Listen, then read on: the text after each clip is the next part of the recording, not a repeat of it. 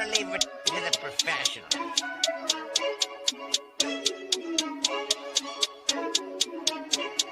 Blessed by Bundy, blah, blah, blah.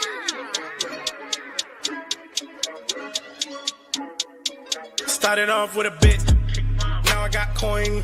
I see where y'all going. Been poppin' since Web 1, hella hoes on Web 2. I was living a dream, now I'm on Web 3. And it is what it seems, topping the pyramid schemes, I'm telling you. I'll sell you a percentage on Nebula. Shout out to Vince, yo, set it up. Surfing on the web and I'm shooting at 3. I've been goated when I got my G. I'm an alien boy from a different planet, yeah. So I got my drink, I'm riding in the 1920s Model T Ford. Call her Era Lord. Call me Levi, playing on the keys, boy. And I'm about to put my gloves on. If I said it, then I meant that. Yeah, I like that one, I'm about to get that. Crash that whip for the drumsticks, whiplash. I'm about to get them all. Are you with that? In a white boat, surrounded by blue. I want one, but I got a cop too. I wanna fly high in the sky, arms out wide, trying to soar from a bird's eye view. I'm on fire, Ricky, Bobby, cracking the pavement, Whitney, Bobby. I'm a Saki bomb, Hiroshima, Nagasaki. Bruce Wayne been a dog, and I keep it 101, cause I'm feeling kinda spotty. You sipping on some rock, and I'm sipping on octane. The only thing around my neck is the Started off with a blockchain. bit, now I got coin. I see where y'all going. Been poppin' since Web 1, hella hoes on Web 2. I was living a dream, now I'm on Web 3. And it is what it seems, topping the pyramid schemes, I'm telling you. I'll sell you a percentage on Nebula. Shout out to Vince, yo, set it up. NFT, Twitter, blockchain. Seeing with the ghosts and we ballin' like the Brown James. Crypto. We can make a trade, get the memo. The feels not falling for the FOMO. Listening to Coffee with Captain. You know we worldwide, they loco. I ain't never gonna stop rapping. Orlando, yeah, we working magic. We rocking Ethereum entities. I just went and caught me a half base. Man, I got a shout out Started to off with a Forte. bit, now I got coin. I see where y'all going. Been poppin' since Web 1, hella hoes on Web 2. I was living a dream, now I'm on Web 3. And it is what it seems, topping the pyramid schemes, I'm telling you. I'll sell you a percentage on Nebula.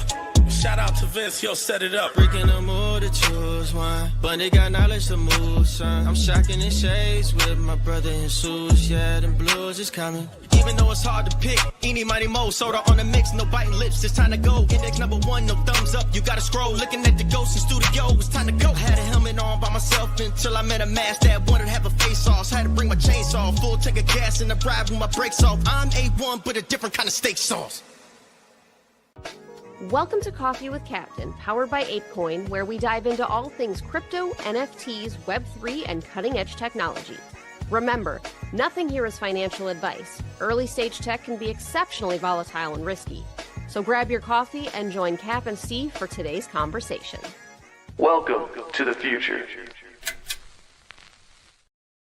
Welcome to Coffee with Captain. I'm doing my best Cap impression this morning as we get things going here. Do us a favor, give us a like, a retweet, a comment on the room. And by the way, if you can and somebody in the crowd could either A, request up, or B, just give us some thumbs up that we are getting all the sound through Abstract, all the sound through, I'm getting thumbs down from, I got to unmute. I'm getting thumbs down. Let me try that again. We're getting all the thumbs down, which is very appreciated because apparently it muted me after it started. So hopefully we're good now. I'll wait about 15 seconds on that delay, but we'll try it again with the, okay, we got Kazi giving me the O face. Is Kazi giving me the O face because we are live? All right, thumbs up. Welcome to Coffee with Captain. I'm doing my best Cap impression. Give me a little bit of a break here. First time using the Roadcaster. I'll take a picture and share it later. Cap is on the beach in St. Croix. As a reminder, nothing here is financial advice. NFTs are exceptionally risky. Meme coins are exceptionally risky. All of this could go to zero at a moment's notice. So please do your own research. Don't take anything. People who are guests on the show today may hold things that they talk about. Did my best Cap impression. Don't know how that came across, but do us a favor. Give us a like, a retweet, a comment on the room. I'm hitting these GMs. Make sure everybody lets me know, though. It sounds like we're good to go on the streams. Sounds like we're good to go on the YouTube. Sounds like we're good to go on the space. Excited to have for the beginning of the show. Thanks for the repost there, Opportunist. Thanks for the tip, Von Frunten. We have a very special co-host guest, a good ape, a ape that we all love, Grateful Ape. Sir, for people who don't know, why don't you give a little bit of intro on yourself, a consistent contributor, as I was saying before, the Somnia King. I'm going to help you with the ApeCoin raid leaderboard today. GM, how you doing today, sir? GM Steve, super hyped to be here. Such a beautiful Monday. What a great day. Maybe better day if you're not looking at the charts, but we're going to get into it probably. To introduce myself, I joined BAYC Club since the mint. I love NFTs. Oh, don't unmute in spaces. Don't unmute in spaces, by the way. Oh, Just unmute here. You're good. I actually unplugged from my board anyway, so everybody lost us for a second. So now we're going to get it going. But go ahead. Keep giving your intro. It's like a muscle memory, man. I saw myself on stage. I had to unmute. I've been hosting Grateful Show since February 2022.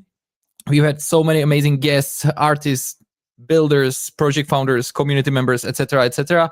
And I love this space, man. I love what you guys doing. I love all the builders in this space. I love ApeCoin. And yeah, man, really, really hyped to be here. Yeah, and look, I'm excited to have you here. We have an interesting day today for sure. Market is a little bit questionable. Thomas giving a shout out. My Somnia Grateful Ape, trying to keep up with him in season 5 of Somnia. So obviously the Somnia far more. I way too hard. I wouldn't even say faded. I had a call with Paul before everything launched and we were going to do something, and then we both lost touch. So down horrendously on that as we go. But a lot of times we cold open on this one and we talk a little bit about our weekends, everything going on before we get into it.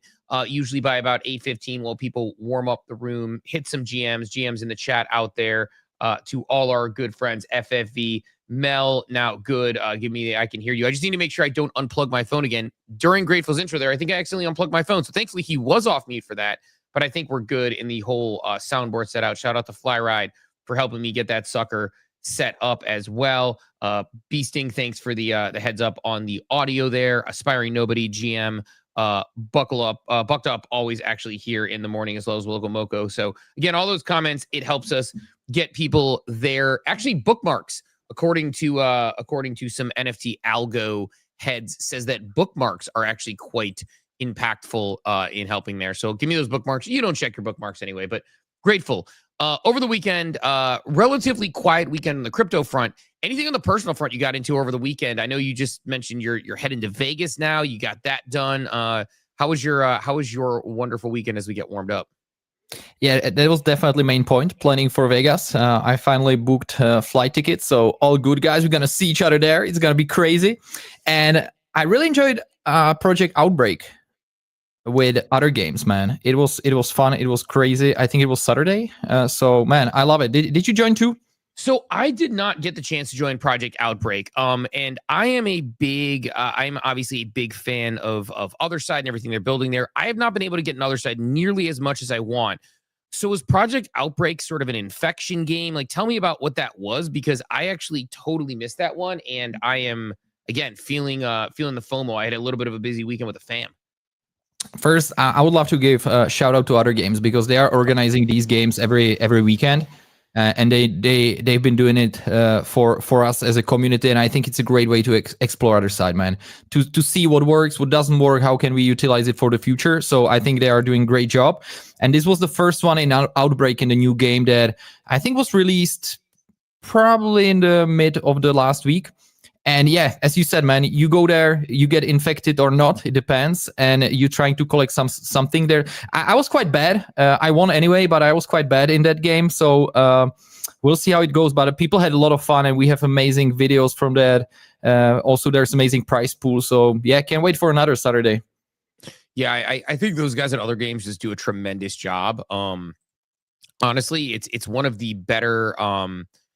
They really, really are what the club should be. They have something they like doing. They're not looking for anything in return. They're not looking for special. Now they have gotten some support, but they're not looking for anything in return. They're not looking for anything special. They're just looking to, bring the club together and play some fun games. And it's worked quite well overall. I mean, it's been for sure a joy to watch them sort of go to work and cook a little bit. So certainly a fan of their work, and something that I need to be doing a little bit more of myself, because I haven't had the chance to dive into too much of that. But you are big on, you mentioned the Other Games guy, Otherside, in general. I mean, you're enjoying playing around. I think of you as an NFT guy, if I were to characterize you that way. Obviously, you're a chain guy on Somni as well, like with how hard you cooked on there. But NFT guy, how are you feeling about Otherside on the whole as a platform as it continues to get more and more people in there? I think it was amazing to see people having their own 3D avatars, like collections like Foxy, of course, G's and Meebits and so on. I think this is going to be a trend for the future, and I think it's kind of game changer to see, collections bringing their 3D avatars. I think it's not easy to actually build like 10K collection and make a 10,000 3D avatars. So Garga also mentioned that collections can go the way that they have one like Curtis, right? 3D Curtis for the collection that people can use. Absolutely love that. Also, you can see already in Otherside that you have that like XP bar there. So there's probably gonna be some quest you'll be able to progress. And it's very easy to actually send NFTs on Ape Chain inside the Otherside. So we are sending Blunt, that's popular game, but you can send ApeCoin. So I think for NFTs, it's going to be very interesting to see how builders utilize that platform, right? Because Bathroom Blitz and also Outbreak wasn't built by Yuga. So this is going to open like new possibilities for builders. And we know many builders in our community, they've been already building some experiences. We just haven't seen them, right? So I think it's going to be very interesting. Garga also mentioned that there's going to be a marketing push with Project Nexus, right? So we'll see, but I really enjoy it, man. I enjoy bubbles. I enjoy talking with people there. There are new modes. I don't know if you saw that you can basically create something like a bubble without bubbles, so you can just walk around and chat with your friends. So yeah, I like it.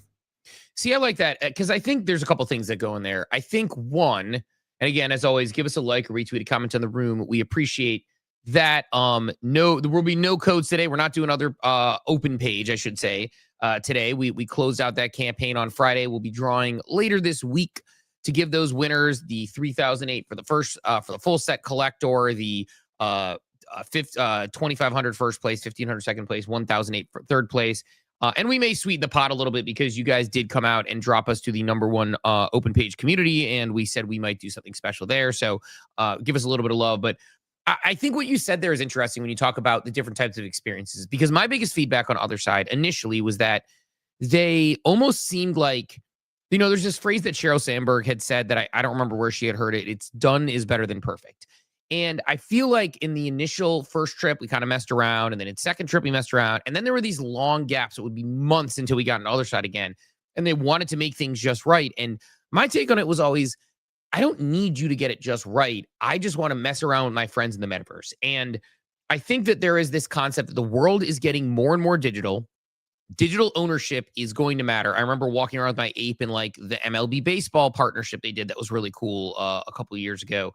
And I just think that I look at my kids' activities, and I always say this, like that if you want to know where the world is going, you really just need to look at what kids are doing. And one of the examples I give is when I was growing up and I played video games, no adults played video games. I'm 42 years old. When adults played video games, it was like my parents played Tetris or Dr. Mario, and that was it. And if you played video games as an adult, people are like, oh, what a loser. You play video games? Well, I grew up playing video games. I don't see any reason I should give it up. As I get older, my brother and I play Halo multiple times a week. I play NCAA football. I play video games in general, and I found that my generation and ones below it age up into it. You see this sort of behavior and consumer behavior age from people into where they ultimately end up. And I think with kids as well, like I see my kids, Roblox, Minecraft, Fortnite, they're getting skins or doing digital things. But if they have a glitch in Roblox and my daughter loses her Grow a Garden items or her Pet Simulator 99 items, she doesn't get them back, but an NFT changes that. So, and we've heard the Roblox CEO say that sort of NFTs and the blockchain are the dream, I believe is what he called them on a CNBC interview. So when you talk about the world becoming more digital, you talk about these types of experiences. My biggest complaint on the other side was I go in, I do some shooting game. I'm not particularly good at this. I'm not good at mouse shooting. I'm not, but as they do more types of games and more types of experiences, that's where they have the chance to level up. So I think somebody is going to do this. And look, in 2021, we had a lot of things promised to us by every single project under the sun. We're going to give you a metaverse avatar. We're going to give you a metaverse car. We're going to give you all these things. Now, Bored Ape Yacht Club and Yuga Labs are doing that for their community and for other communities. So I'm with you. It's fun. It's a good time. And I think major opportunity and a big swing. And I've said a million times, I'd rather a company take a big swing than kind of quietly, go through this docile, playing it safe, because that's not what this is about in this space. So, yeah, reaching in my bag, pulling out a Dr. Mario. Thank you, Von Front. He also said it's nice to see the incremental gains on Otherside, more use cases for people to log in. Excited to see the market pushing behind it. Speaking of the market, how are your bags feeling right now, Grateful Ape? Because I am feeling less than ideal at the moment. Oh my god. I have a lot of ApeCoin. It dip, of course, too. So yeah, man, it's crazy.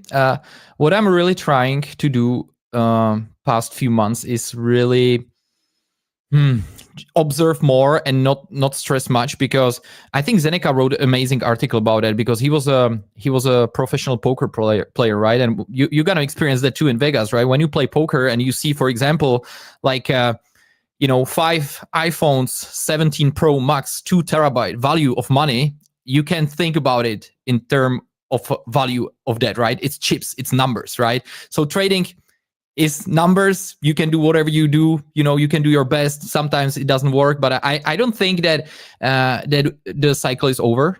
So I'm in so many group chats. Like, everyone is still super bullish. So I hope we're gonna see ETH all-time high again. But I'm feeling, to be honest, quite okay, because I'm excited about ApeFest. I'm excited what's happening in the space, like so many builders doing cool stuff. So that probably helps me to survive. And also one more thing, guys, like, I remember like 2 or 3 years ago, we had a spaces and we talk about how much money you should have to survive as a crypto trader, right? And few people said like 3-4 months, if you have, like, you good. And it's 100% not good. You really need to have maybe 1 or 2 years, I don't know, to make it, to not stress out about these dips. And it's very tough for me to buy more, because I'm so overinvested. So yeah, I probably just ride it and try to survive it. But yeah, how do you feel, Steve? Let's do this. I will talk about how I'm playing the market. I'm going to fire off, because we do a daily market update sponsored by our friends over at ApeCoin. I'm going to fire that off so we can look at the prices in case people were living under a rock this weekend and missed what was going on there. Talk about that. Talk about the NFT prices. Then I'll talk about how I'm playing this market, because I have a pretty defined strategy in it. So we will fire into that, and then we'll go from there. The daily market update straight to your brain. Powered by ApeCoin, no hype, just gains. Moving on 8 chain, we bring in the heat. NFT spends alpha, never miss a beat. 8 chain on top, now we bring in the flex. The home of NFTs, these now what's next? Come on, my head top, but you want the time to chop for one time. It's time for the daily market update powered by ApeCoin, the home of NFTs, the home of Project Raid. ApeCoin has it all, bringing fun, culture, and community to the blockchain. Dive in and see why ApeChain is on top. And look, I'll share this out because I realize as we're talking about it, we probably should give some context on it. So majors back, they were peaking back a little bit, but you can see Bitcoin down a couple of percent to 112, Ethereum down almost 7%, 6.5% about, down to 4,100, teasing down, going to that 3,000 range after we got so excited about kissing up to that 5,000 range. Solana pulling back almost 8%, even though it was the darling of the past week or so with all of those ETF rumors. I'll go into some of the ones that we all track, some of my faves and one of my portfolio numbers. You'll see red basically across the board. Hyperliquid down back below 50. Pengu down 15% almost in the past 24 hours, 13.3%.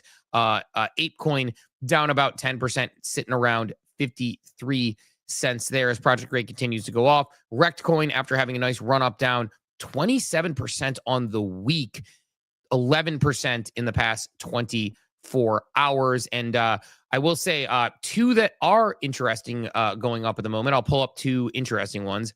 Aster, which I'm sure we'll talk about today, absolutely cooked over the weekend. That was actually one of the big stories over the weekend. CZ working on a Hyperliquid competitor, one of the ones that has been up only in the past week. It's pulling back a little bit right now, but actually was everybody's cooker. I completely missed it because I was spending time with my family. So that one will kill you. Story Protocol also, I pinned a tweet up to the top, actually working with them on a couple things, but Story Protocol up as well on acquiring some or not acquiring, but co-opting some Korean IP for their protocol as they work on sort of IP coins and move that along. So a couple of those that are up. Looking over the NFT market here in a sec, I will pull up some floors. And this is the interesting one to me, is that NFTs, a lot of people have a lot of thoughts on NFTs. Bored Apes up on the 24-hour, up to about 9.4. Eve Pudgy's holding that 10.4 range down just a titch. Chromie Swiggles down, but still holding in that 429 range. Moonbird's finally taking a breather, down to 2.66, and Mutant's holding relatively flat. I bought a Mutant over the weekend, or on Friday, I believe, and it was at about the price it's at now, so it hasn't moved much. Lil Pudgy's flat at the moment, but down about 7% in the past day as well. So a little bit of a pullback. Meebit's up on sort of that Meebit strategy play. We've heard Sergito pretty excited about that, but market pulling back quite a bit. I'll kind of tell you how I'm playing this market. I've always been a pretty big advocate of my investing strategy is what I call the sleep well at night strategy. And the sleep well at night strategy is pretty simple.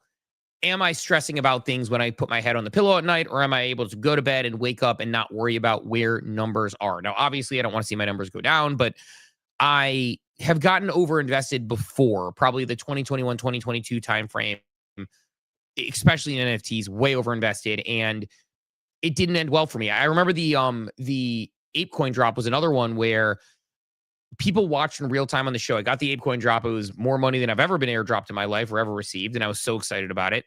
I sat there on the show agonizing about it.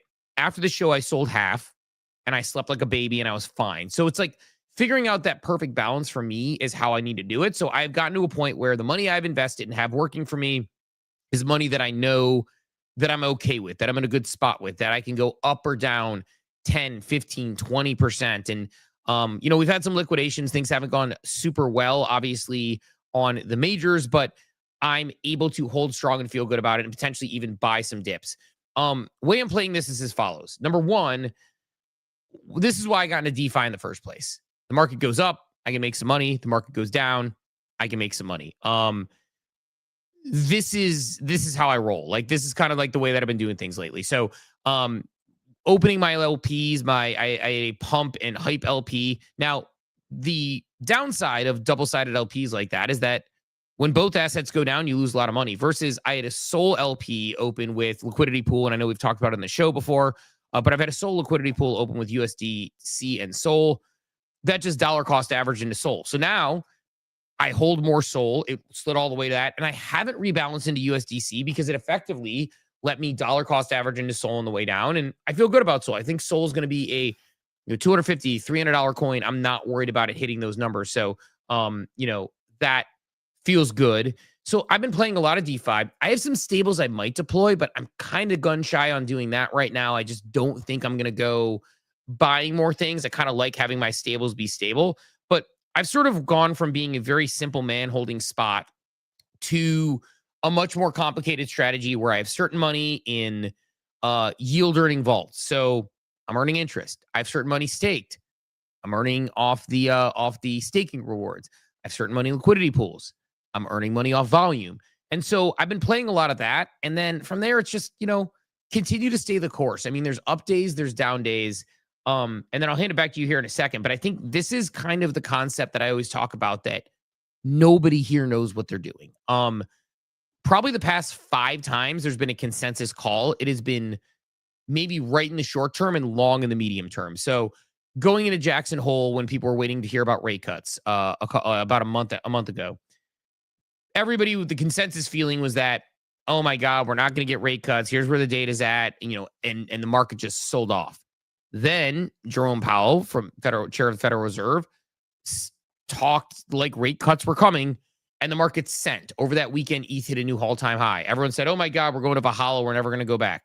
That week, the market dumped as everybody got excited about it. Going into rate cuts, everybody had sort of some mixed feelings, but they said the market was going to send. We had a little bit of a blip up, and now we're here. So it's one of the reasons I don't play perps. I don't do longs. I don't do shorts, because I'm a bad gambler to begin with, so I'm not going to do that as well. I play where I think I have a little bit of edge, which is, some of those plays, and I do a lot of DeFi plays. So my strategy is I hold in vaults, I might deploy a little bit of stables into a few tokies that I like because I could see it happening and doing well that way. And then I kind of stay the course because I think directionally, and this is where I'll hand it back to you. I'll be curious to get your take on it. I still think directionally, come towards the end of the year, we're still probably going to see some all-time highs. We're still probably going to see some run-ups. We have never had a better setup with so many airdrops coming, which we'll probably talk about. So many companies, institutional companies buying ETH and Bitcoin in particular right now, Solana soon, and eventually as regulations clear up, it looks like there's going to be more ETFs coming. We're going to see more opportunity, I think, in the fund manager space because only, I think it's 33% of fund managers hold any crypto at all, and most Americans don't.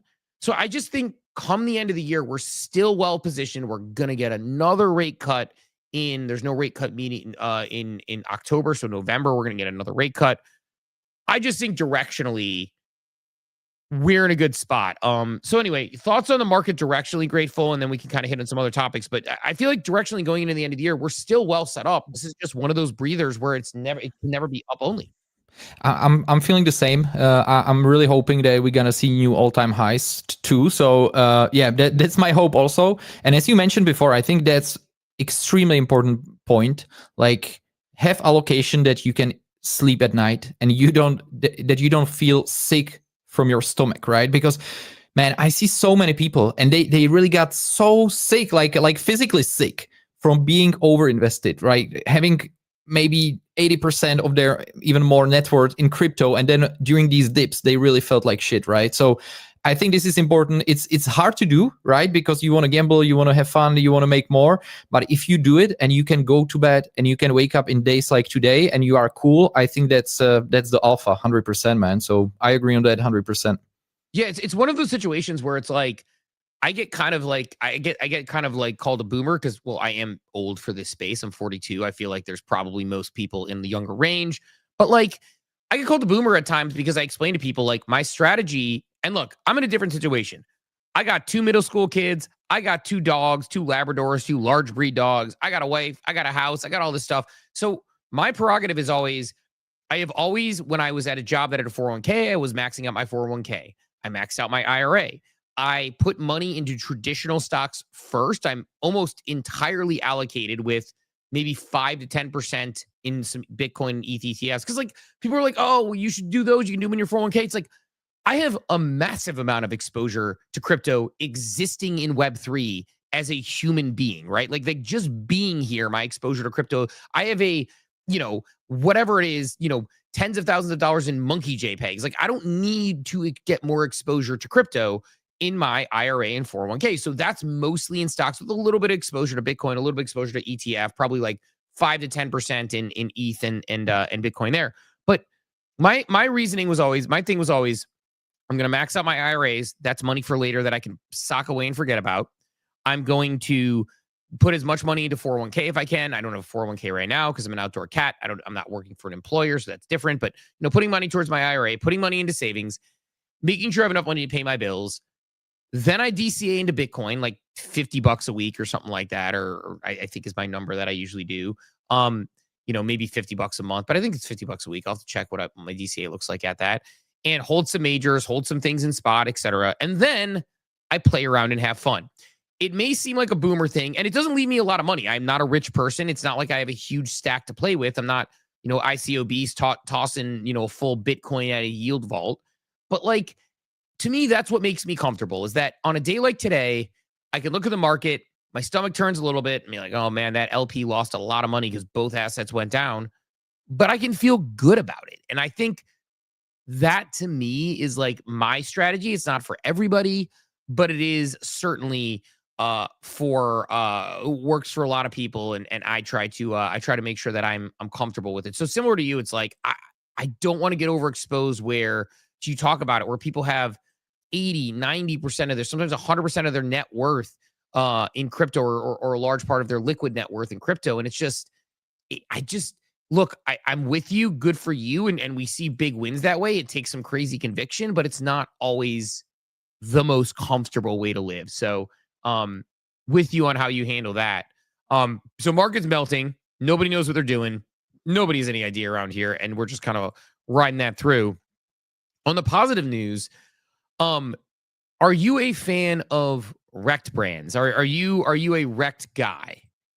I'm not much. I'm a fan, but I'm not involved much because, man, with the shipping, like it's disaster. Shipping like from US or UK here, it's always so crazy. So I haven't even tasted Rekt, maybe during NFT Paris, but I love this, man, because I saw the numbers, and we have a company here in Czech Republic. They are doing something similar, and they are trying to expand to other countries. And the numbers they are doing with Rekt are insane for such a new company. It's incredible with a physical product like that, like, you know, water, like it's insane, man. It's crazy.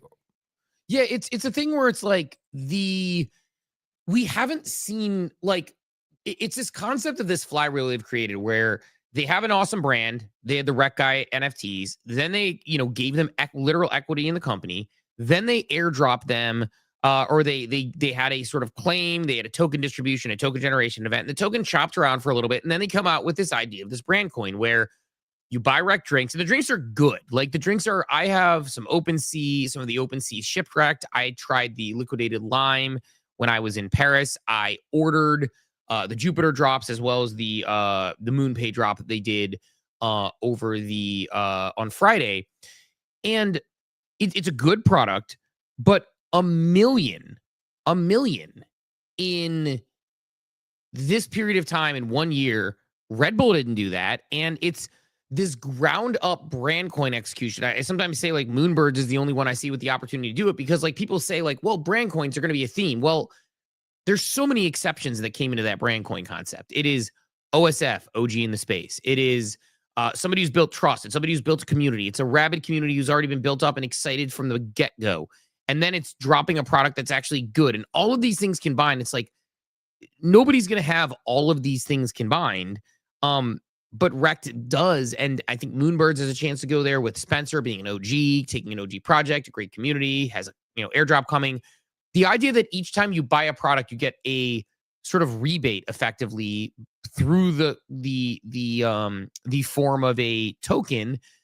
It's an interesting concept, and it's one that creates more alignment with the brand. I don't think it's going to be forever that, you know, I think right now, like you're getting a couple of $100 if you bought the, probably if you bought on Friday, you're probably going to get, you know, $100 worth of Rekt based on the case, based on the market. I don't think that exists forever. You're not going to be on a net positive for buying drinks trajectory forever, but it's got room to run. I think the market cap has a little bit room to run. So excited for them on their sellout. And yeah, I think that there's probably a there with them as they continue to do it. So congrats to OSF and team on that one. Another thing wanted to toss your way and kind of get your take on is the Aster player of the weekend. And we don't have to spend a ton of time on it if you missed it. I missed it. It surged like 1,000%.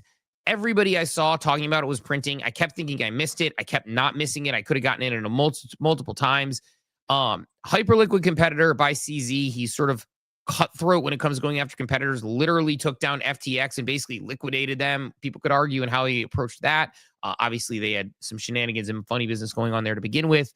But did you get in on the Aster trade? Are you in on any sort of perp action like Hyperliquid, anything like that? Or are you just kind of sitting by and enjoying watching other people make money? Man, I also miss that, but I don't mind. I don't mind missing that because I miss so many things, but I also hit so many things, right? So I'm fine with that.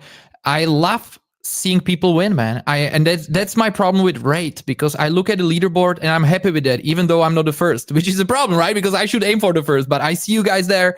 I'm like, hell yeah, those such a great people. They are on top, and I love to see that. So I miss this one too. It's tough because I hopped in so many coins. Maybe this one is like different, but man, I remember what was the name of that during the AI agent madness. It was called Vapor. Yeah, man. Yeah. I think I got like $15,000-$20,000 in that, and I think it's worth like $20 right now. So. So yeah, I didn't hop into this one. I'm not chasing too much these days. I'm buying NFTs more like enjoying the other side, doing Somnia thing, exploring metaverse. buying Ape coin, staking Ape coin. That's what I'm doing these days. So yeah, but big shout out to everyone who printed on that, because that, man, some people made a lot of money, 100%. Yeah, it was a heck of a weekend for a lot of people. I like seeing people win. It's good for the ecosystem in general. And I was looking at airdrops. I was trying to like get a gauge on things that I am potentially getting airdrops on. I wouldn't even say farming, because I'm authentically using a lot of these things, but I want to go down a list and see how many of these resonate with you. So as I was putting together my list, we'll talk about Ape Chain here in a little bit, because I'm going to give you some tips, because I need you on the Ape Chain lead. You should be in the top 10 on the ApeCoin raid leaderboard. Polygon and Katana and Turtle are 3 on Kaido that I'm playing around with. And the reason I do those is they all go together. Turtle, you can deposit through these vaults. I have a ref link for that I could give if people are interested. Hit me up. But like basically you deposit through these vaults on Turtle. The vaults are then yield earning on Katana, and it's built on top of Polygon. If I talk about all 3 of those, I'm ranking on a leaderboard, and those sort of hit me with potential Kaido payments. On top of that, I'm hitting yield. On top of that, Katana has an airdrop coming. Turtle has an airdrop coming. So I'm farming those. I mentioned liquidity pools, Project X. I'm top, I think, 800 in that now on that, which is a on Hyper EVM. It's a major LP. It's like sort of the place people are LPing on Hyper EVM. Yeah, they haven't updated their leaderboard. I'm 800 on the dot now, but we'll be above that next time they update it, I assume. So I've been printing fees on that, on top of the fact that I am farming towards their eventual airdrop. So that's going. Meteora, I've opened some LPs on there. Eventually they're gonna have an airdrop. Probably gonna get like a sandwich for that though, because there's so many people who printed on that early. Kinetic, I have some hype tied up there. A lot of people are playing the casino game in Yeet. I have not yet, but I need to do it because they're giving away a ton there. They also have a Kaido leaderboard. Mega ETH, OpenSea, Abstract, MetaMask, Rabby. Anyway, I'll stop because we can keep going on and on and on. But airdrop season is upon us, and I'm curious where you might be focusing some of your time. I know you might, obviously, again, the Somnia king of the timeline. I saw you out there the whole time. That obviously went well. That was a great, by the way, their TGE, like, had some fun on ethos and some things. Just goes to show the market has no idea what they're talking about, because the TGE actually ended up going well when it dropped. Where are you spending time besides that? Like, I mean, are you doing the OpenSea farm, Abstract, MetaMask, obviously, Mega ETH, any of these? Yeah. I'm 100% doing OpenSea. I'm doing Abstract. I wanted to add one more thing towards the Kaito, man, because it was just a coincidence with Somnia for me. I just knew Herman and Paul, and they had a campaign for months that they were giving like $5,000. Now it's 5,000 Somi to creators on the leaderboard, which was like $300-$400 a week for me, plus some additional bonuses because they did like a 30-day leaderboard. So that was incredible. I was like, this is insane. Like, I'm tweeting about something that I really enjoy. So I was really worried to tweet about something else on Kaito, because at one point it felt like if you did too much, they basically gave you a smaller mind share for that. So I went basically on Kaito only on Somnia. But on other things, OpenSea, man, we have in our Czech group, we have some crazy whales. They are doing insane. They opened the biggest tier already, which is, yeah, I probably can share that. I think you have to do over 1 million in trading volume there. So the guys DM me and they told me they did it in like 1 hour or some shit like that. I don't know how they doing it. So we have 2 guys like that already. And I think it's going to be very interesting. Of course, MetaMask. I was swapping since probably 2022. So let's see how it goes. Abstract. I'm playing games. I have some NFTs, but you guys, you will cook so much. Oh, congrats! Also with streaming, I think it's gonna be amazing for you. And that's probably it. Yeah, project rate. I'll try to do my best to get higher. And that's because Somnia is still going, man. Somnia is still rewarding. We still have some unlocks, so I'm still spending a lot of time there. But yeah, that's probably it. Yeah, I think that's a I think it's a good piece. We'll get to this. Your motto is a question in the chat about how we're playing OpenSea. We'll talk about that in a minute, but I'm going to hit you on the Project Raid one because first of all, there's like sort of 3 key points there, or a couple key points there I want to point out that you said that I think are insightful. I think number one, I think people misconstrue what InfoFi and farming is. I think they misconstrue what playing that game looks like, which is the way you did Somnia, I think, is exactly the same way I did, for example, Polygon, which I genuinely like Polygon. I know members of the team there. By the way, Big Nil is going to be co-hosting tomorrow from Polygon. It's a place where I have friends who work there. Diana Chimes, who worked there. She was a member at a gym with me before we were ever in crypto, either of us. So, I know her. I know Rudo obviously quite well, and big fan of Sandeep and Mark. And I've been a fan of Polygon since, it was a proof of stake chain that helped us not have to spend incredible money on gas in 2021. It was sort of like a pioneer there. And now they've got all these different things going on I'm super interested in. I dove in. I talked about it. I was genuine about it. And the end result is I was number one on their mindshare leaderboard for the first month they had it. And I got the biggest payout. And it wasn't even about that. Like, I didn't think I was going to be number one because I didn't know if the team was eligible, and I was like top 5 or something, but the team was like obviously higher than me and things. And I was like, yeah, I don't know how they're doing it. Maybe employees are up for it. I have no idea, but they weren't when they pulled out employees. And they tweeted about it, and it was it's public information. I got $2,850 on that. So $2,850 for talking about something where I dove into the ecosystem.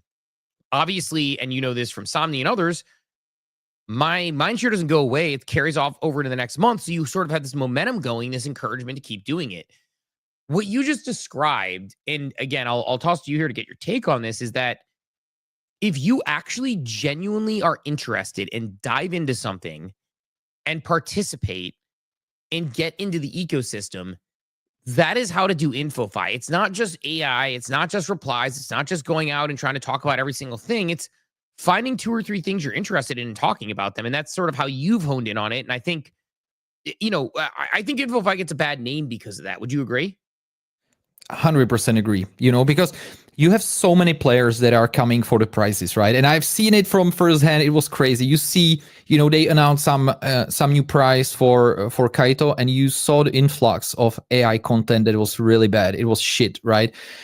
But I always did it different way. I always just documented my way, what I'm doing on Somnia, why I'm doing it, why I like it. And I really enjoyed it, man. I didn't even know there's some Kaito thing. I just checked one day that I'm on Somnia leaderboard. I was like, oh, how did I get there, right? And then I started to be more like cautious of that and started writing more. But I think if you really enjoy it, that's why I'm not doing many things at once. Like, I'm doing Somnia, I'm doing ApeCoin, ApeChain, BAYC, Otherside, and everything around, and I don't even have more time to do more things on a deep level, right?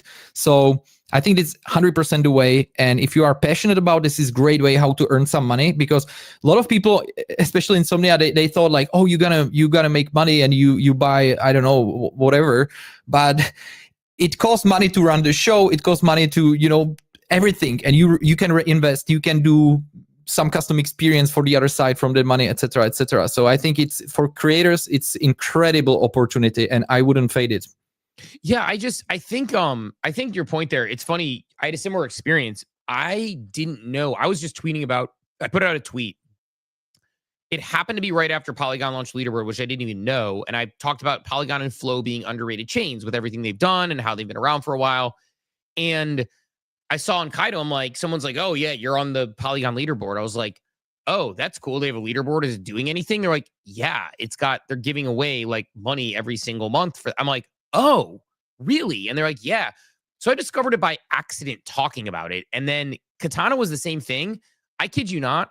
Katana didn't even have a Kaito earn sort of setup, but they sent me a DM and they're just like, yeah, no, like the top 25 people on Katana talking about, because it's a sort of a blockchain that Polygon Labs incubated using their ag layer sort of tool. And it's a DeFi chain, like sort of like Hyperliquid type deal. And they're like, yeah, no, top 25 people. And so I was 25. So it got, not huge, but like a couple $100 they deposited right into my Katana vault. And I was like, oh, didn't expect that. And it was just talking about it organically and caring about it is how I went about it. I'm gonna hit let's hit the hitting on the OpenSea strategy first, because Motto asked, and then I'll explain. We'll get to the wall chain leaderboard. And again, I am currently number 1 on the Ape Chain raid leaderboard, project raid leaderboard. So I probably can give a thing or two on this. But Grateful, I'll give mine. Motto asks, you said you're playing the game. What is your OpenSea strategy to maximize it? What level chest do you have? Are you on that, what kind of chest? What's your tier, etc.? Talk through it a little bit for those who are maybe curious how you're playing the game. Okay, let me quickly open OpenSea so I see how much. And while you pull that up, yeah, it's like, and you're also in, like you said, some group chats with some Chads who have already gotten all the way to the mystery 4th chest with their volume, so they did some stuff too. Bro, we have guys that were really top in the blur farming, and I believe they will be 100% top 5 on OpenSea. They are absolutely insane, so I can get some alpha from them for you too. Give me a sec to connect to OpenSea and. Right on. And while you're doing that, I'll even show this. Our guy TMA had some data he shared, so shout out to him. He's here. He's here, I would say, pretty much every day. And this one I was just seeing as well. I will pin it to the top of the space in a minute. But he showed sort of the XP required, the fees, etc., and the NFT fees. But I think this is the more interesting data. How many wallets are on various chests? So 52,000 on wood, almost 200,000 on iron. So a lot of people on there. Then the numbers drop precipitously. This is as of September 21st, so yesterday. Just short of 5,000 on steel, just short of 2,000 on titanium, just short of 1,000 on chromium. I am on cobalt currently, where there are 668 people on a tier 12, 450 on amethyst, 301 on topaz. So getting all through there. And then, only 10 people who have gone all the way up to the eventual solar chest, which I didn't even know the names were released yet, but apparently they are. But I mean, that's a very, I think about that. And look, I don't know what NFTs they get. I don't know if there's going to be 700 worthwhile NFTs, but they have tokens they're putting in there. They're doing sweeps on a regular basis with those fees. Right now I'm sitting there and I'm like, all right, I'm about to be top 450 in theory of when I get to the amethyst chest, because I'm almost done with my cobalt chest. It makes me want to get there, because if I can get to that top chest, which I don't know if I can, I probably won't be able to based on the cost and effort to get there. But I mean, even if you can get to top 50, there's probably going to be some good NFTs in there. There's going to be some tokens in there. And I assume they're going to reward the people. And my thesis is that I am tier 12, which is the highest level tier to start. And I have a ton of volume right now for the first go at this. There's going to be another round of chests, at least one more round of chests coming up. I can't. This seems like the best opportunity for me personally. I'm not saying anybody else should take a swing at this, because I don't know that there's ever going to be higher fees and volumes going towards this. I don't know if there's going to be a better time to reward their initial people who did it than this. I assume they're going to pay attention to that. So I'm looking at it as I'm taking the shot, knowing the full well risk of the fees and other things I'm doing. But did you get a chance to pull that up where you're at? Yeah, I'm in. The thing what they told me, that basically on this they spent $10,000 on fees to make it to the top. So when they were, so I don't know if it's better or not. It doesn't feel that terrible, right? And they are hoping for the best. And what I want to do is deploy some ETH and start swapping and start leveling up and see how it goes. Because now I'm just doing the voyages, so that's okay, but it won't give you much. So I think swapping is the best way to go forward. That's what they did. So I'll probably have a call or chat with them, and I follow their advice on that. So yeah, but they did it extremely quickly. They were like, yeah, I took like 100K and I did 10 swaps and that was it. Sounds easy, right? I mean, it's like if you good gig if you can get it, I guess, and just kind of just eat the fees on that. I mean, look, if I had 100, like if there was an airdrop that I got tomorrow and I got 100K, like I actually am not opposed to doing the swaps until I got there and just eating the fees, which might sound crazy, but in theory, again, you're playing it that the chest is going to be worth more than the cost to get up there. So similar to you, look, I mean, we got 23 days left in this thing, so I'm not running to the exits, but I understand and respect the blur farmers and those who did. Motto's actually saying similar on cobalt and it's going slower. Yes, Motto, I did a swap this morning that I was certain would move me from cobalt to amethyst, and I think it moved me about 20% or so on the chain. And I was like, oh, okay. Now I'm 87% of the way through the sort of 3-star tier 3. And so I'm nearly there, but not quite.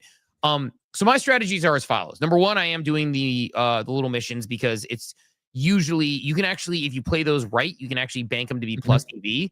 So one move I did that I kind of copy traded TMA on, and then TMA, I'm looking at you. You went to the timeline with the advice you gave me in the DMs. You cooked on the tweet. Good for you, GG's. But damn it, like it was a good play. So the move that I actually did initially was they had their sort of farm of the day on there, which was it was like an ape chain NFT.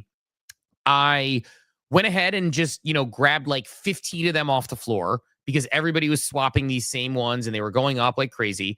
And then I went ahead and turned it around and relisted them. You can actually make money on this because the price is going up if you get it early in the farm. And then you get the fees and you work towards it. But the real way I'm doing it is I'm honestly genuinely using the product at the moment. So I mentioned I do liquidity pools. Project X is printing right now. If I print $50 in Project X fees in a 24-hour time frame, obviously it's a lot of money. It adds up to a lot of money in the long run. But having money on Project X, I'm earning towards a Project X airdrop. I go to OpenSea and I rebalance my liquidity pool. So let's say that my Hyperliquid goes all the way, my hype goes all the way into UPump. So I have a pump hype pool and it goes all the way into UPump, or my Solana goes all the way into USDC. I go to OpenSea, I do the swap. Yes, I'm eating the fee.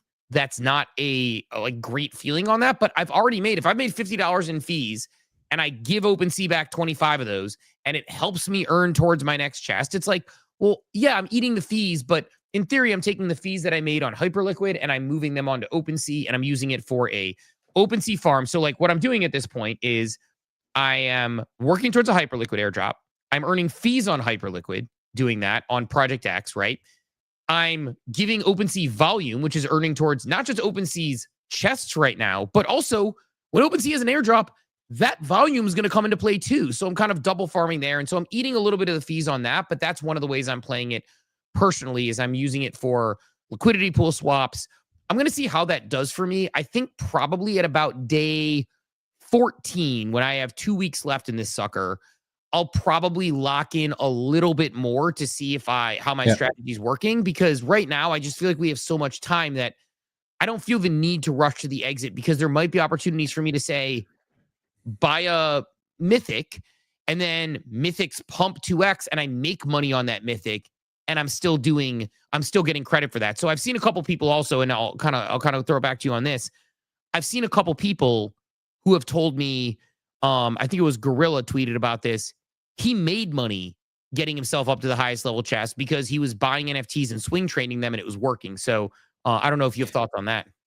Yeah, I think this is a great approach. I was also thinking about it. I'm also not in rush because I'm thinking about buying some NFTs too. So and we know that after Ape Fest, some NFTs usually go up. Guys, what I'm talking about. So get ready. So yeah, I'm thinking about it too. We still have some time. So it's gonna be very interesting airdrop for me and for my friends, because I have so many friends that, they had to leave Web3 and go to regular job, and they did like crazy volumes, and they are like, do you think it's gonna be worth it, even like looking back in our volumes, or it's gonna be mostly for new people, etc. So I don't know if OpenSea shared that for the airdrop, but it will be very interesting with everything that's happening in the space. And I still have feeling that it's good to own other deeds somehow. I don't know why, because Garga actually teased many times through the year something with Otherside, an airdrop. I don't know, so I'll try to get more. But yeah, I mean, Cap's out there in the audience. He has said multiple times he speculates there's going to be some sort of another airdrop for. We sit on, as we always say, no inside information. We don't know anything, but Cap has speculated that there's going to be an airdrop coming of some sort. Garga, I think, alluded to it when we had him on our show at one point, and so. Yeah, I mean, positioning yourself for that, whether it's other deeds or other things, like everybody's gas quotas, I don't know. But there is a real chance that happens. And if that happens, then holding one of those is going to be a good spot to be in. And right now, I mean, in theory, again, we talk about things like tax loss harvesting. Let's say you bought another deed when it was more expensive. It's like, well, You could tax loss harvest that loss and pick up another one on the floor if it's a floor deed and still be holding it and potentially be holding some upside on there. So there's just so many ways to play around with this farm in general and see how it goes. And look, I mean, I get a lot of people don't like the farm. I know not everybody's into it. I'm of the opinion that I want to play the game. Again, I think that we're probably never going to have a better shot at this. So why not play it, right? I do the same, man. I got in by accident, I would say, and I think why not to play it? And you've been building your social presence for such a long time, right? And if you like it and if you believe in it, like why not to share it? Like it makes no sense to not do it, right? So yeah, I'm on it the same way. Yeah, absolutely. All right, I'm going to try to get you on the Ape Chain, the Ape Chain sort of ApeCoin raid leaderboard. So for people who aren't playing Project Raid, look, I'm not trying to flex, but I don't know how long I'm going to stay up here because who knows? Bro, flex it, man. Flex. You have to flex it, bro. Like you are the first or the last. That's the way how you live, right? So look at that. Look at that leaderboard, man. Yeah, sitting up top of the ApeCoin raid leaderboard. I have added my addresses. So obviously, thing number one, adding your addresses with your ApeCoin and your apes, mutants, etc. That's thing number one, making sure you add those addresses in that have directionally going to those. So that's thing number one. Thing number two is so I will say to this, if you're listening and you don't have an ape, a mutant, or a coda, you are at a disadvantage. Bored Apes get a 2x multiplier, Mutant Apes get a 1.7, 508 gets you 2x. Actually, coda now gets you a 1.7x as well. I don't have a coda, but I have all of the rest, and they stack. So that's certainly helping me, right? So that's helping the mind share there. That said, looking at the top 5, I did flip my guy Tebow. Shout out Tebow. He had number 1 for about 24 hours. Our long national nightmare is over. I flipped him. Cap down at the number 3 position, then Dort number 5. Our guy J-Bond sitting in between. But I've mentioned this before. 4 of the top 5 went to Ohio State for school. So there might be something there in the water in Columbus, Ohio, teaching people how to farm. Number 1. Says it at the top, so it's not in the alpha. Mention ApeCoin and Solana. They're trying to talk about their partners. I had a tweet talking about Project Raid that got about 20,000 impressions with a bunch of smart replies and didn't do anything for me, or didn't do a lot for me. And the reason is, mention ApeCoin, it didn't mention Solana. The next day, ApeCoin and Solana, saw myself climbing up. It is if you at ApeCoin and at Solana, it works too. So I think those things are important. Figuring out what keywords they want to do. So what is the team talking about? So one thing that people don't realize about InfoFi that I've discovered relatively recently, or at least as a thesis, is that when you're customizing a leaderboard, I'll give an example with Katana.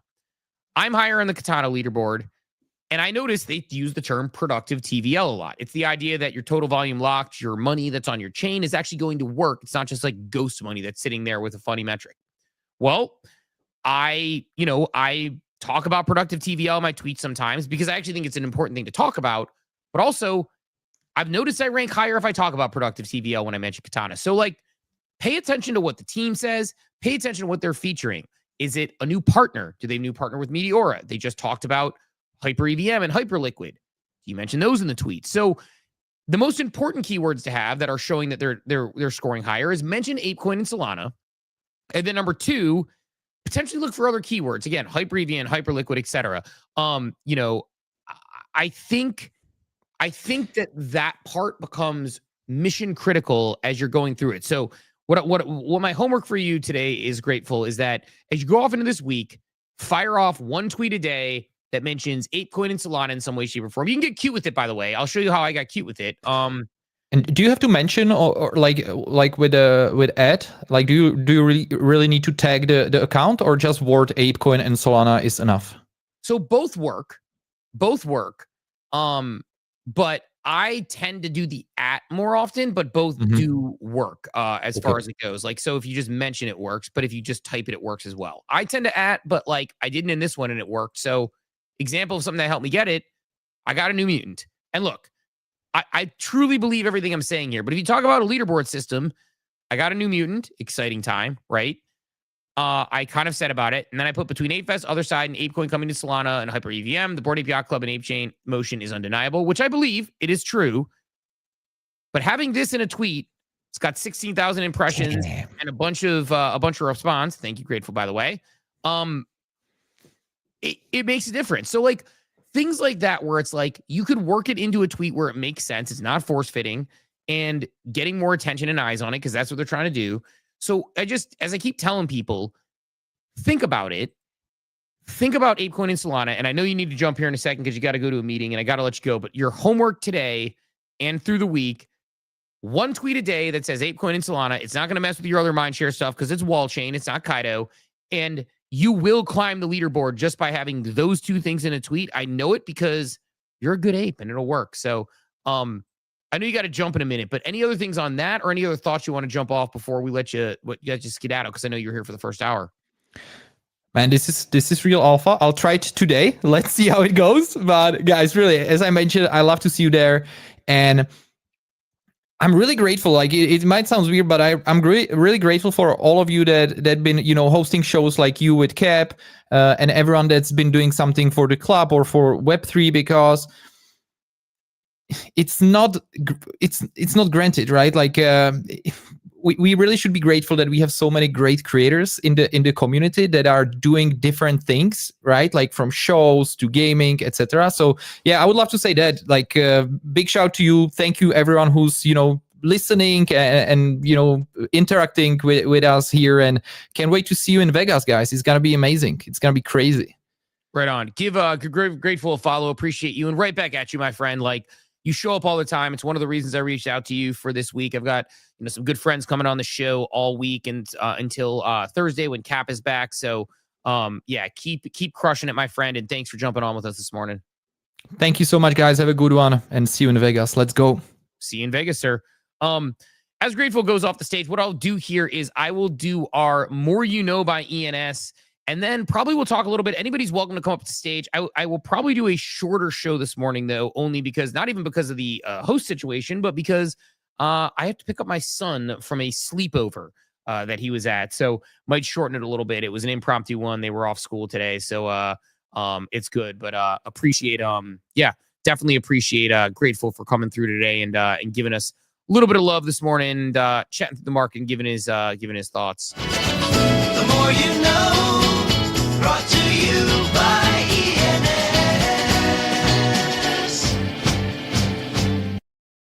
It's time for the More You Know, brought to you by ENS. And if you're like me, you woke up this morning, you picked up your phone. I know like Andrew Huberman and all these people say don't do that, but I did. And you found a group of cascading liquidations.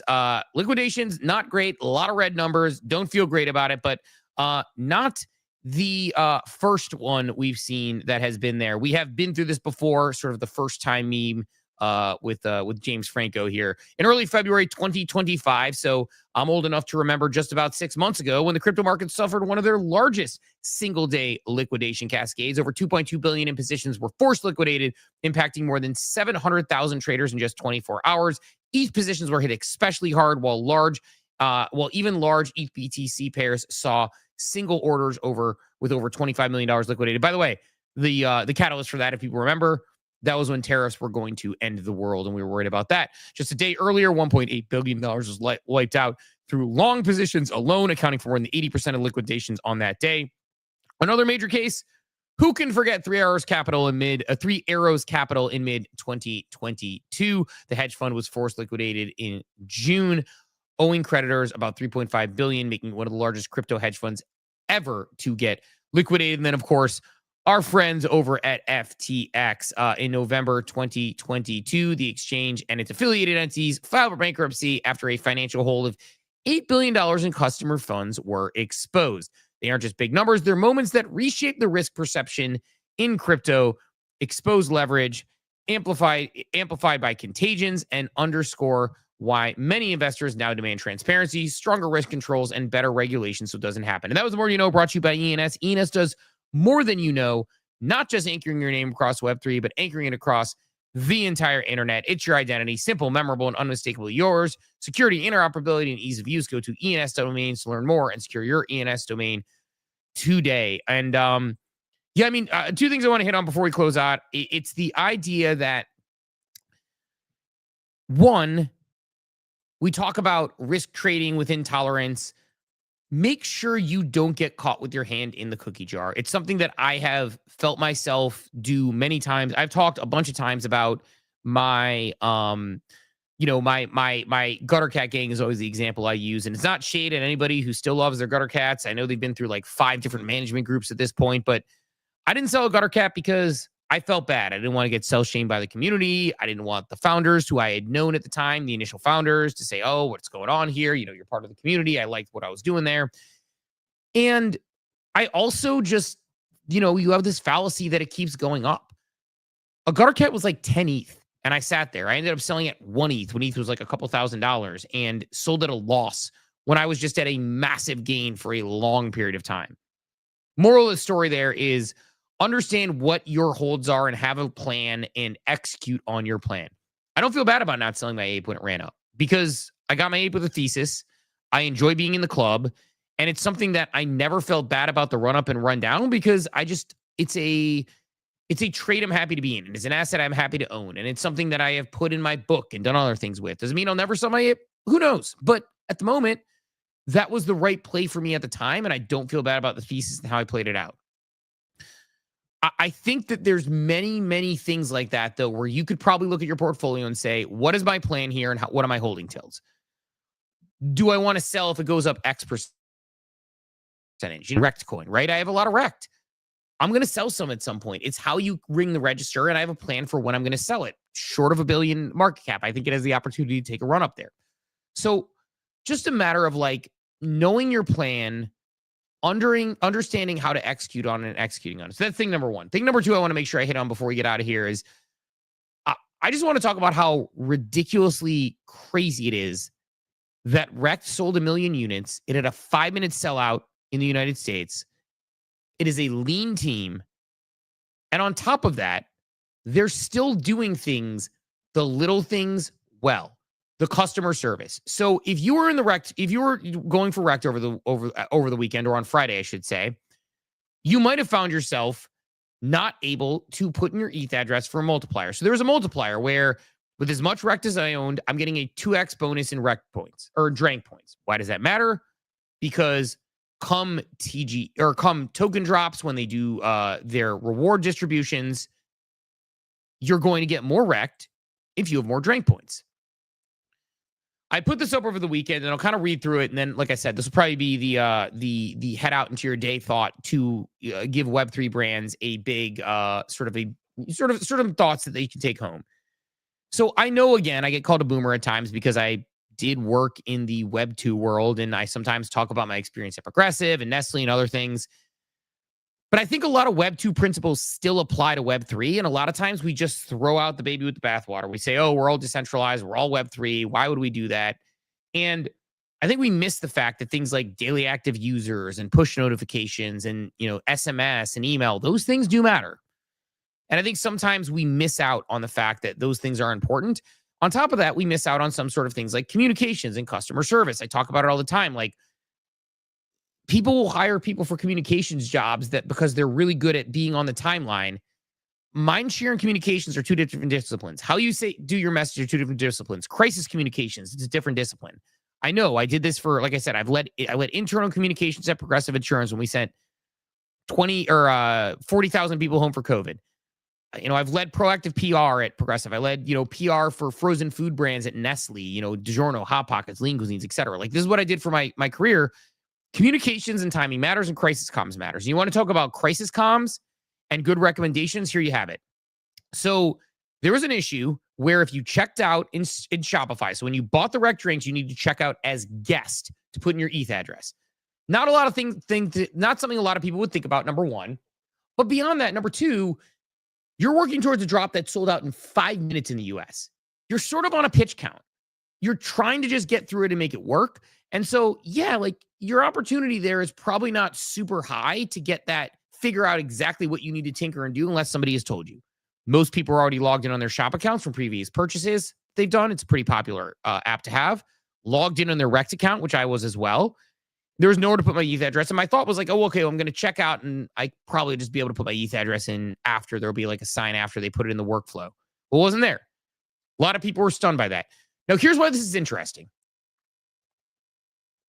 It's a positive experience by Rekt. I would have bought Rekt with no Drank points, but because we're in Web3 where it's hypersensitive that we ultimately we hear people all the time promise things that aren't delivered. it can turn a positive experience into a neutral or negative experience, where if you just bought the Rekt Drink to support the team and there was no bonus promise, you'd be like, great, I got it. But when you think there was a bonus promise or some sort of thing promised and you're like, well, crap, it's not there, suddenly you can start feeling like, damn, I didn't get my thing. I feel like I'm, not rugged is a strong term. We use it way too liberally around here, but you think bad about it. Well, I put it on here. If you're building a Web3, take note of this. I've worked with and at some of the world's best companies, and this is a case study in what good teams do. So what happened was yesterday, Rekt implementing a new shop checkout mechanic, which of course they're using new mechanics and trying new things. They are a new brand. They are novel. They're trying different things. New shop mechanic, buyers are into an issue. If you use your normal shop account, which many have set up to buy drinks, you couldn't enter your ETH address for a rewards multiplier. You had to check out as guest, which most people wouldn't think to do. I'll pin this to the top in a second as well, by the way. Within minutes, the team jumped into Discord, assured the community that every affected supporter would still get their points, and soon after that, they rolled out an email solution. A lot of manual extra work for them, but the right move to make sure no one missed out. By the way, over the weekend, so they were working the weekend, they responded to me on like Saturday and basically said, I actually sent it from the wrong email, and they told me to send it from the right email. I was like, oh, good call. Didn't realize I checked out from this email. I sent it from the other email. They said, good, you're all set on that address. So over the weekend, they made sure they got all this sorted out. So it's a lot of extra manual work, one by one, but it was the right move to make sure no one missed out. Why it matters, missing promised benefits is always a sensitive topic, especially in Web3. We're hyper aware and of overpromising and under-delivering. A great experience can quickly turn neutral or negative. The Rekt Brands team wasn't going to let that happen. Final thought. This is the other thing. Think about those people purchasing.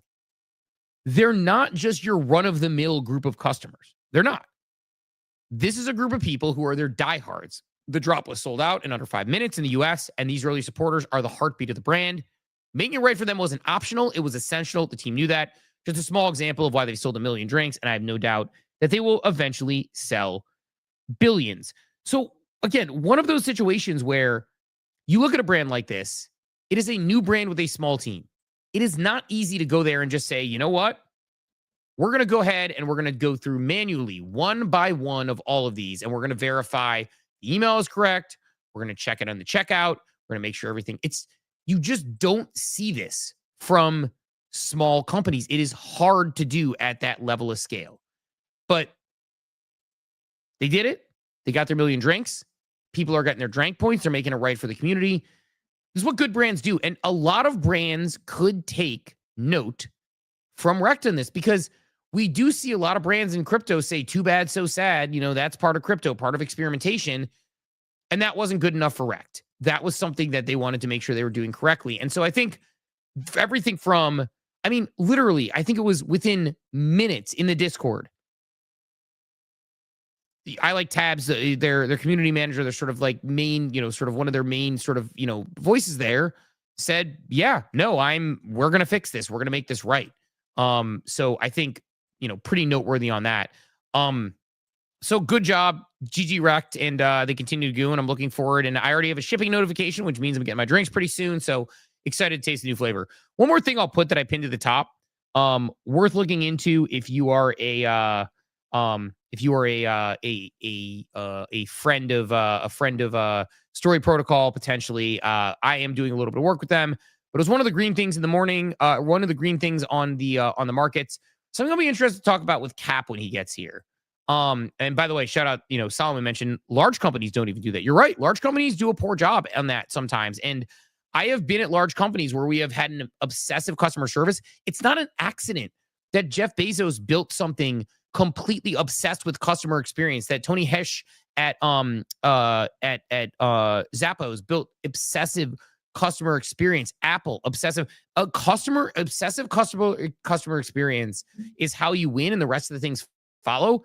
Cap and I have built a audience, a show, a community based on the fact, like, we got to #1 on OpenPage. The reason we do that is we did the show for 2 years for free without ever even taking a sponsor, let alone asking our audience ever to buy any one thing. The only things we ever hadn't or sold to our audience is like my book, which is like an educational book that, helps people understand Web3 and blockchain. So, aren't big sellers into our community, and it kind of pays off in the long run. And as a result, my book was a bestseller. It was, because people come out to support you.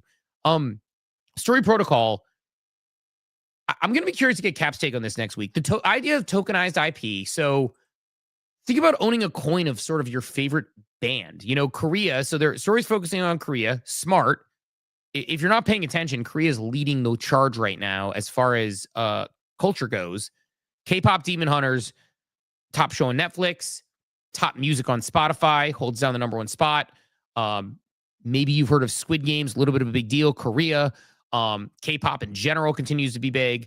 And so Story Protocol is making a move to bring some of that IP on chain. So there's the IP coins and also the idea that and I've actually used as an example before it was actually a functional idea, is that what if instead of people sampling Eminem and then hoping he doesn't sue them, Eminem just has has IP set up and you can sample it for a fee. He gets paid for it. You can do whatever you want with it in your songs.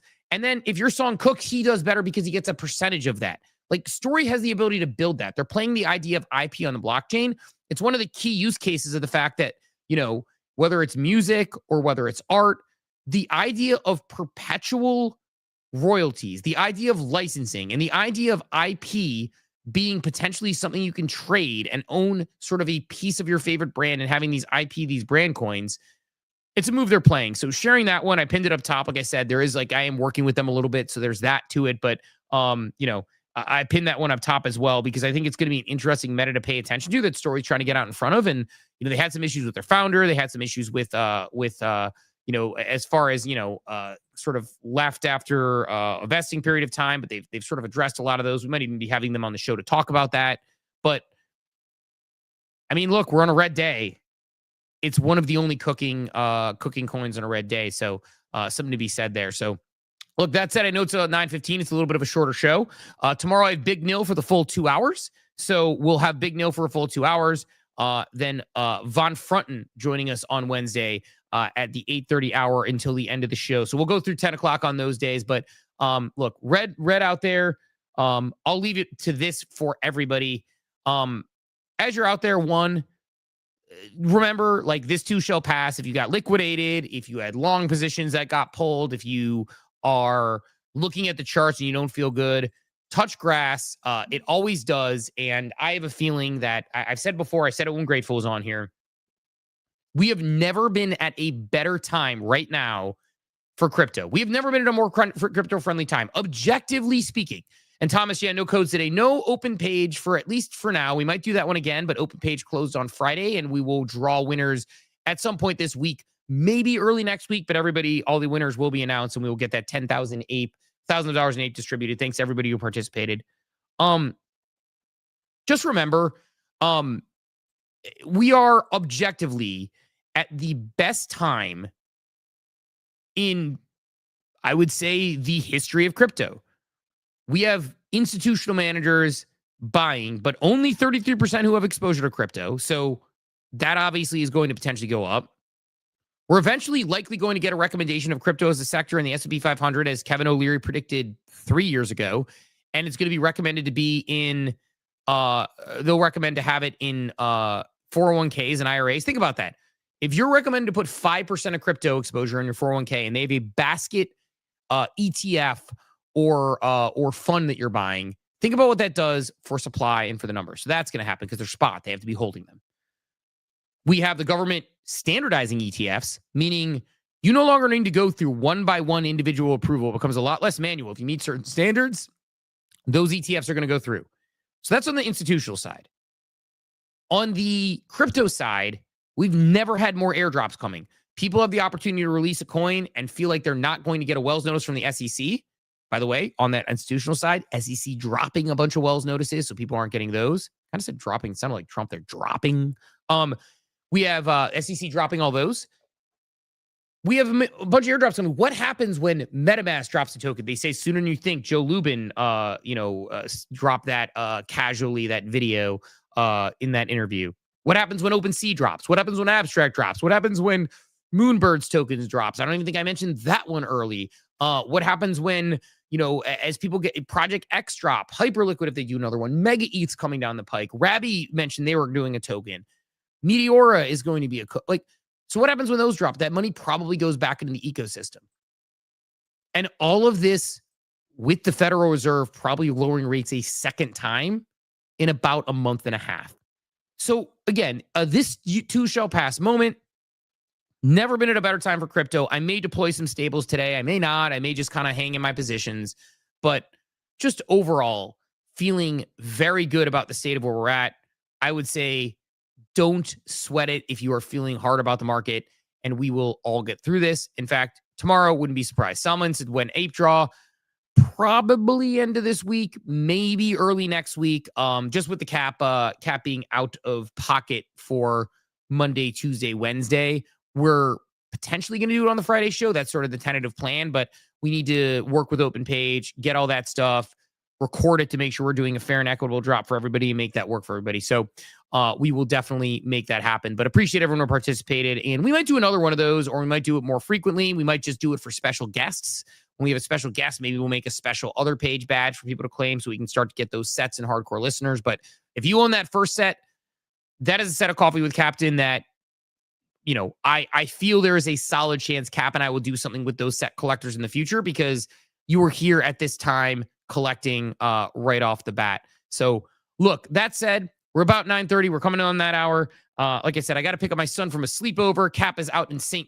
Croix, I believe is what he said, or somewhere in some undisclosed location. Hopefully he comes back, but we will see him. Thanks for bearing with me through my first day using the Rodecaster soundboard. Hopefully it sounded okay. Hopefully everyone sounded okay.